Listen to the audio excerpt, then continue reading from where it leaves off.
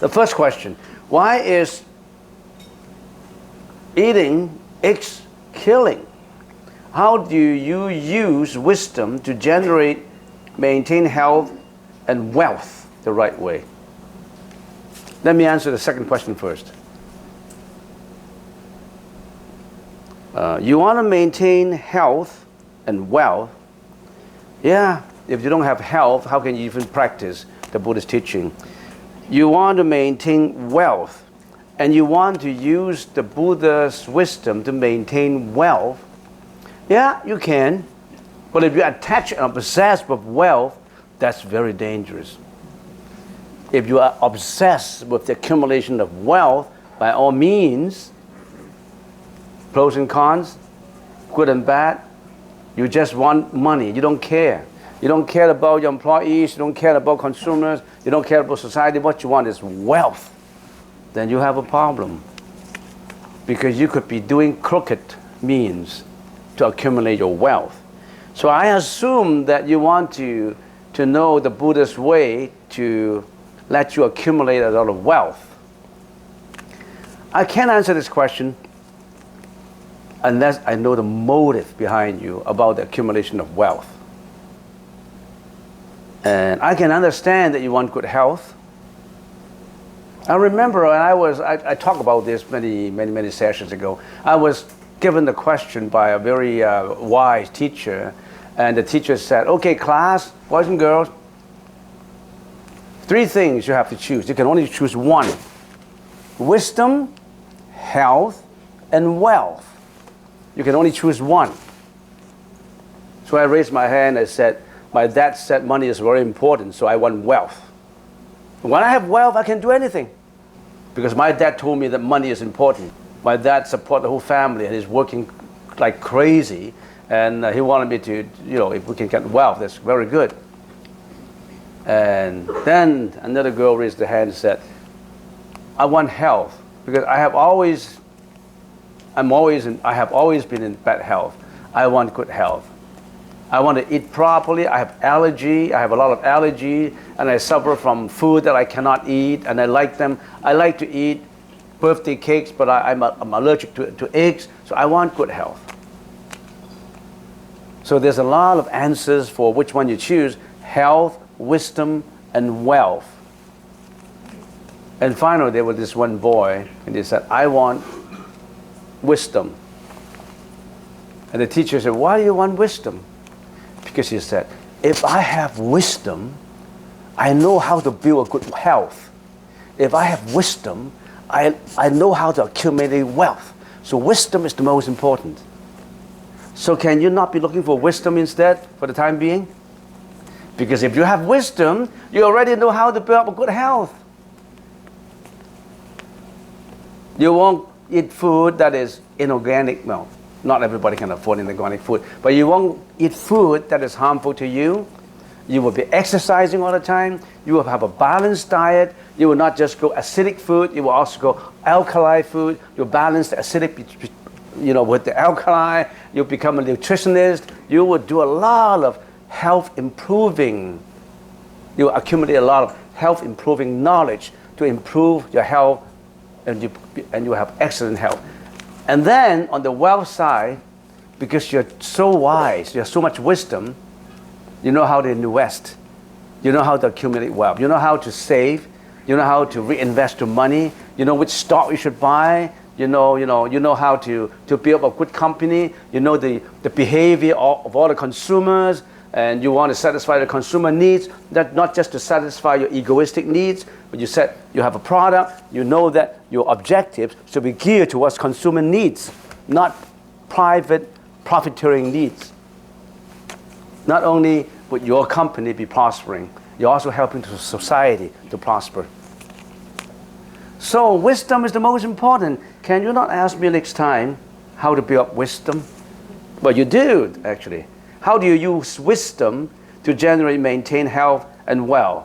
Well, how do you generate your wisdom? You really have to learn how to generate your wisdom. And there's so many ways. And the Buddha introduced us to millions and millions of ways of improving, of getting true wisdom. And we call that Dharma wisdom, suchness, real truth, reality. I don't know, so many names for it. How to accumulate and use wisdom to live a happy life required at least 20 years, semesters to learn. And there's so much to learn about it. Some people learn it fast, maybe within 1 year, some people 20 years. It depends on whether your wisdom has been accumulating from previous life. So I can't answer this question. But I'm glad that you say you want to use wisdom to generate and maintain health and wealth. What is this wisdom? The Buddhist teaching is one of the many wisdoms. I would not like to rule out all the other religious teachings, otherwise I will be discriminative. Some other religions have good teaching also to improve wisdom. So pick your choice. You're free. All right? Why is eating eggs killing?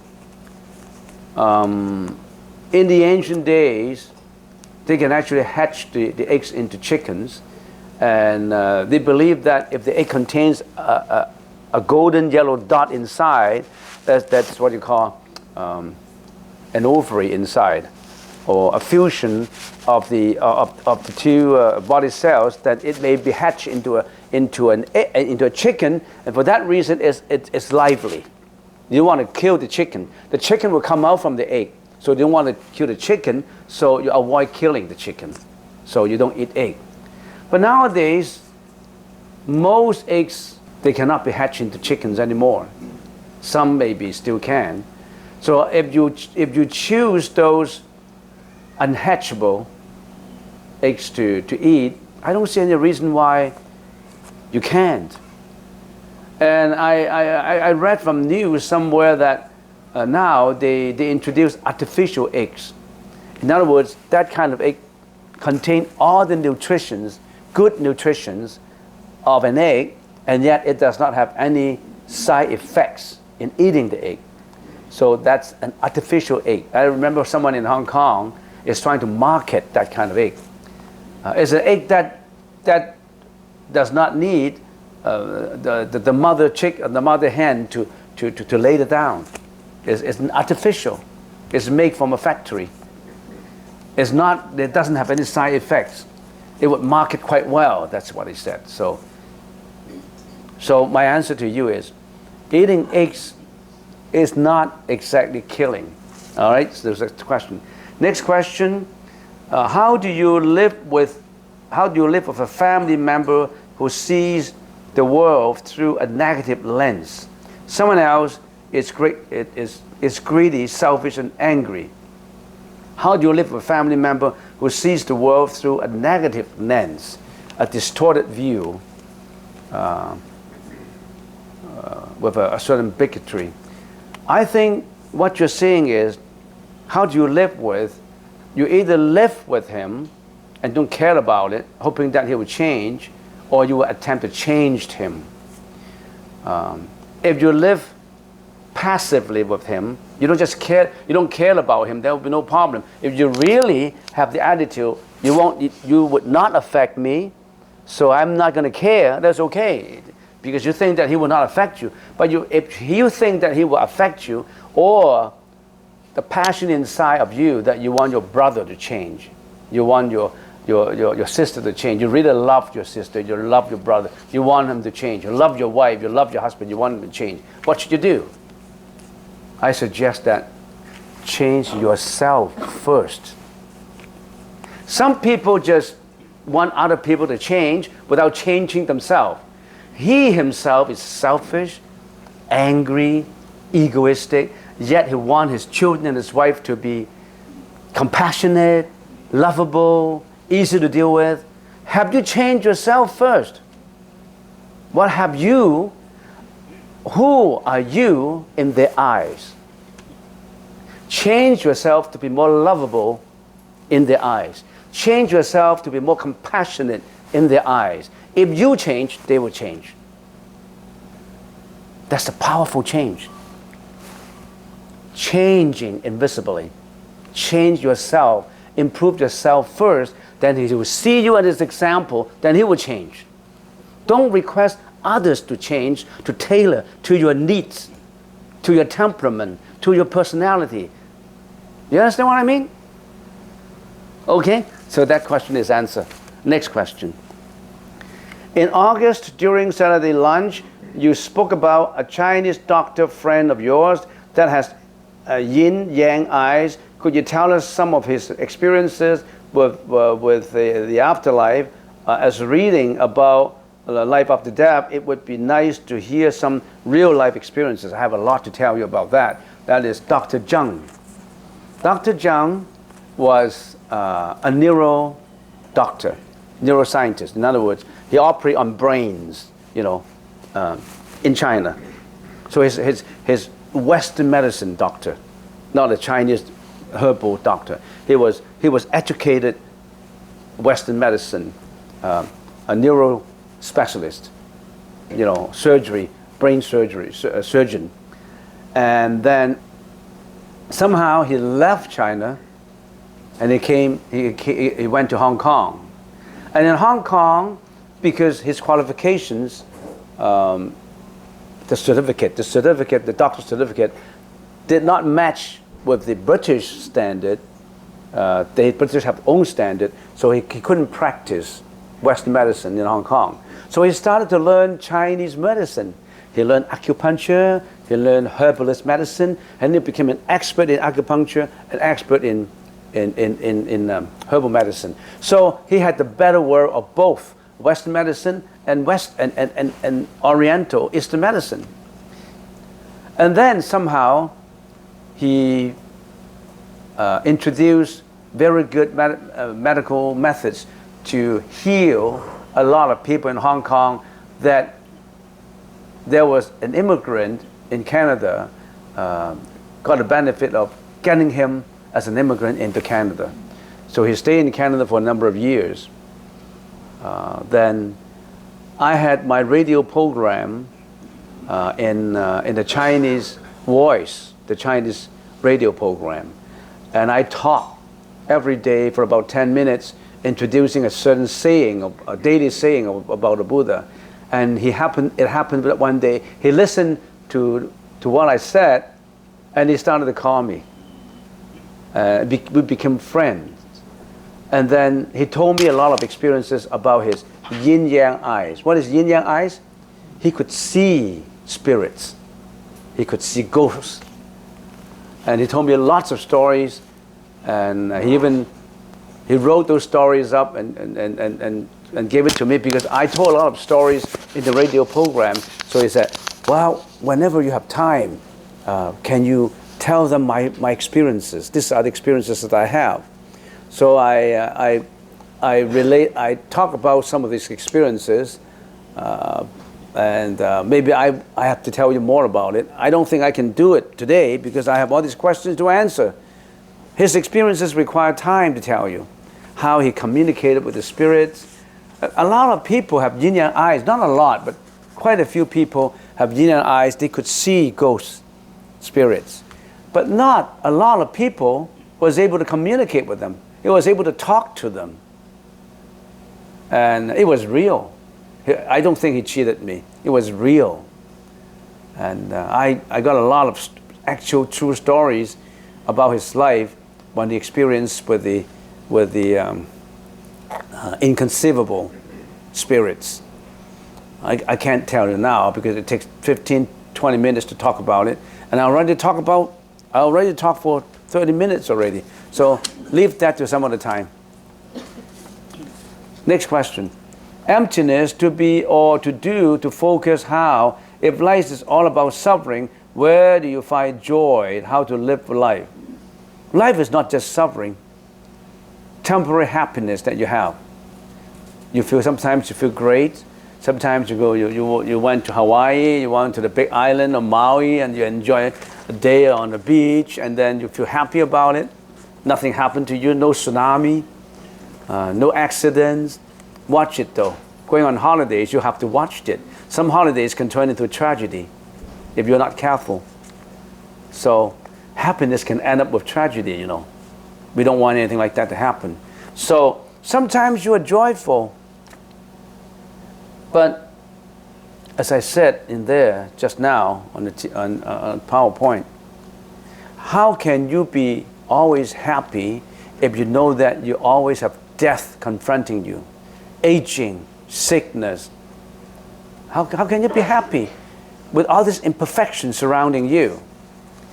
The Buddha was not satisfied with all this imperfection. He went on to find ways to perfect the world, to introduce perfection to the world. And he found it. Don't you want to talk about it? Don't you want to learn about it? This is exactly where you should do for the rest of your life. Look for that research into that joy, research into that eternity, research into get away from samsara. How do you get away from prison? Assuming that we're living in a prison now, how do you get out? Find ways to get out from prison. This is a cocoon of life and death. You're like a caterpillar surrounded by a cocoon. You can't get out. You have to bite out. You have to fly it out. How do you fly it out? You got to learn it. You have to accumulate your knowledge. Rome was not built in a day. Your knowledge, your wisdom is not built in a day. You expect to have one sitting of a lunch and you get all the answers? I've been eating this for 40 years. I'm still looking for an answer. As Forrest Gump said, life is a box of chocolate. You don't know what you're going to get. You don't know. Now you're tasting something. You're tasting something that you know that if you pursue, you know what you're going to get. Are you interested in getting it? Or after this, I won't see you again. Probably I won't see you again. Next, what should I do if there are spirits in my residence? Move. That's a good answer, right? Why you stay there? Move. Unless they follow you, then you're in trouble. We can talk about it. Don't expect me to talk about all these details in just one question. Spirits, I can tell you they're everywhere. If you have yinyang eyes, my yinyang eye friend told me that they're everywhere. Most of them are friendly. And some of them are looking for a place to stay. And it happened that your place is an ideal place for them. That's the trouble. And also, they think that by staying with you, they won't get hurt. Because somehow your spirit coincides with something that they feel comfortable. You should start to change. Maybe there's something that you should change. Otherwise, birds of the same feather flock together. Your magnetism, your energy. If your energy is so strong that they can't stay around you, they will leave. If your energy is good enough so that your energy is not strong enough, your positive energy is not strong enough to let them go away, then maybe you should change your energy. There's a lot to talk about in this. Final question. I'm staying for too long. Final question. In my relationship with my partner, what is the best way to cultivate a life dedicated to enlightenment? In my relationship with my partner, what is the best way to cultivate? So you're talking about you cultivate a good, your pathway to enlightenment in relation to when you're living with your partner. If your spouse conflicts with what you think, then you may have to gradually change her or his attitude to life. But basically the whole world is about two broad categories: materialism and spirituality. If one is attached too much to materiality, there must be problems. You have to have a good balance between materiality and spirituality. One would better the other, would improve the others. So you need to really talk to your spouse, talk to your partner as to what's the purpose of life. What is the purpose of life? Is the purpose of life just to maintain this temporary body? There was a Swiss writer, and he said, our body is our traveling bag of existence. But our body is like a traveling bag of your temporary existence. And mention to your spouse or your partner that we want to know more. If you want to be happy, you have to understand more about the spiritual side of life, not just the material side of life. Not just talking about how to get a furnished home, a mansion, a good car, a good job, all that, money and all that. How about the spiritual side? Blissful side, peaceful side of life. That doesn't come from money. That's come from mentality, from your attitude of life. What's the mission of life? Don't you have a mission in life? Some people say, my mission in life is I want to enjoy life. How do you enjoy life?